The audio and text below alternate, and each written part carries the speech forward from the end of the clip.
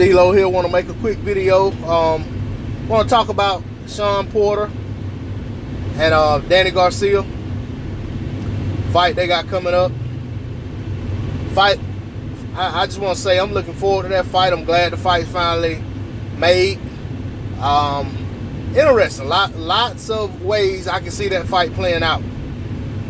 Just picking off the top of my head, I'd have to go with Danny.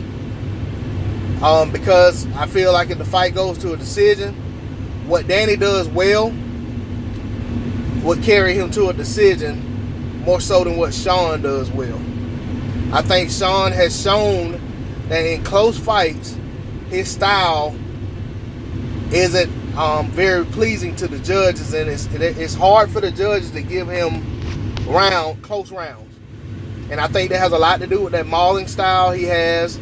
Lots to do with him smothering his work, even though he may be smothering the work of his opponent. I think that the judges don't see that as clean, effective punching. It may be ring generalship. It may be partial, defense as well.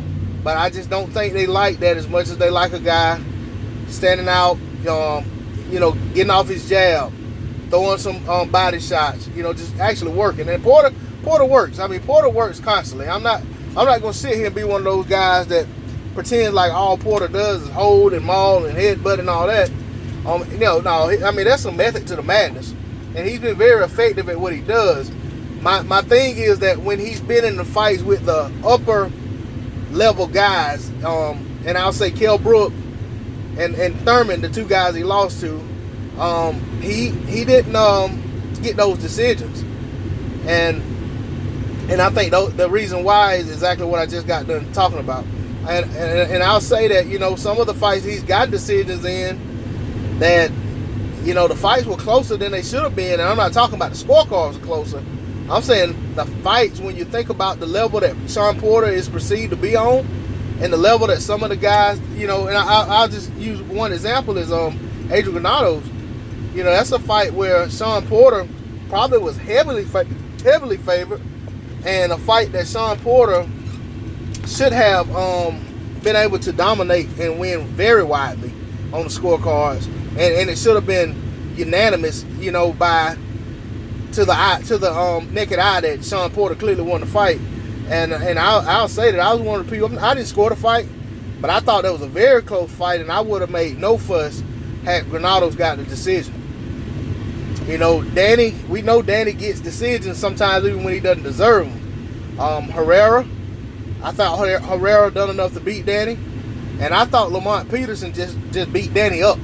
And I know a lot of people talk about, when Lamont was on the outside boxing and this, that, and the other, and kind of moving around a lot, that they felt like that, that he was losing those rounds. But when I saw the fight, I didn't see Danny doing anything when Lamont wasn't. I mean, Danny wasn't landing any punches.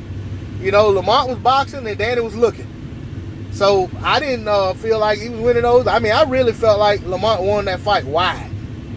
But, Danny got the decision. But Danny is very skilled. Danny is somewhat like, same thing people say about Mike Garcia. Not seemingly great in any area, but very good in a lot of areas. Very fundamentally sound. Just a solid guy. But Danny does have that it factor as well. Danny seems to be able to turn it up. And you need to. It didn't work out in the Thurman fight for him, but he seems to be able to turn it up when he's fighting a guy that people think he's supposed to lose to. The Matisse fight, I mean, Danny made very easy work of Matisse. And that was surprising, but not really surprising.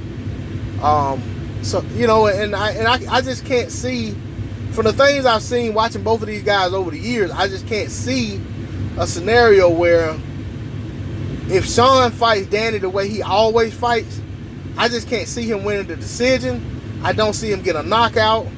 And honestly, if he coming in head first, when he has Danny in a corner or close, up against the rope with his back to the ropes, and he's coming in head first at Danny, I can see Danny clipping him with something and dropping him. Whether he stops him or not, he drops him, that's a 2-point round.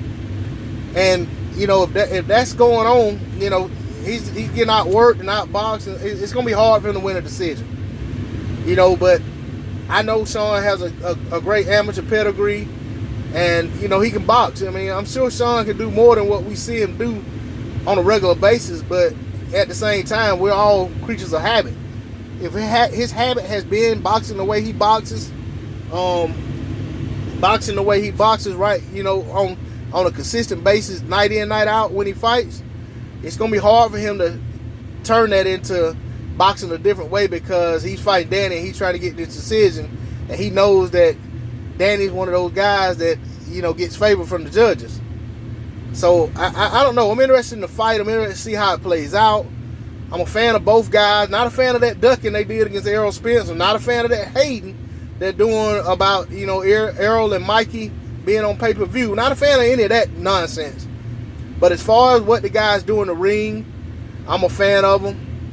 And I wish both guys well. And I expect whoever comes out of that fight as the champion, I expect them to conduct themselves like a champion when the fight is said and done. None of that BS excuses about why they can't fight this person, that person. None of that Keith Thurman behavior. I don't want to hear that, see that. I don't want to read about it. None of that. I mean, I want those guys, whoever comes out of that fight as a champion, to conduct themselves as such. Whoever loses that fight, I don't expect them to lose that fight and go looking for a fight with some guy with 10 losses. I expect them to want to get right back in the mix with at least a guy the caliber of an Andre Berto, a Devin Alexander, someone like that. Even a Lucas Matisse.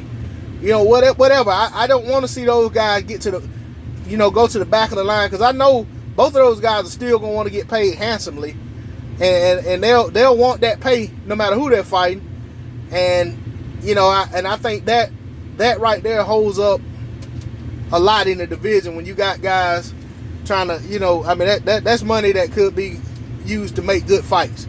I don't want to see these guys fight some lower tier guy because they took a loss. Now one of the guys gets knocked out brutally.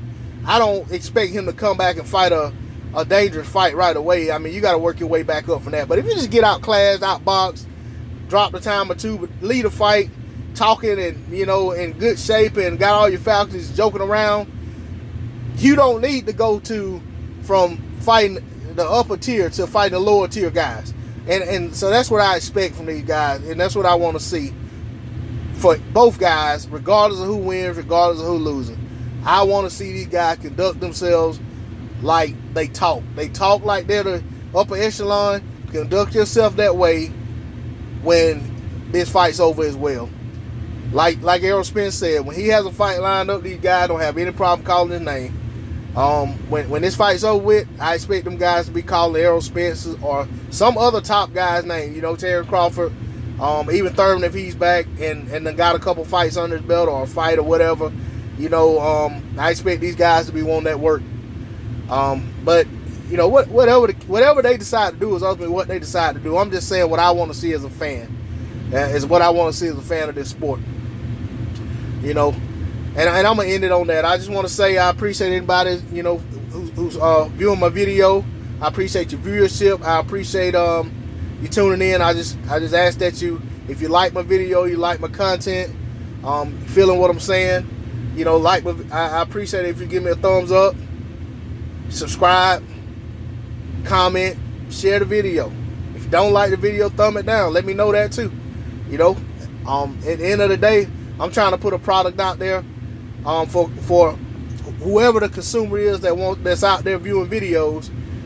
If you're not liking what I'm saying, I want to know that you're not liking it. But at the end of the day, what I'm saying, it's all good. I'm still going to put in that work.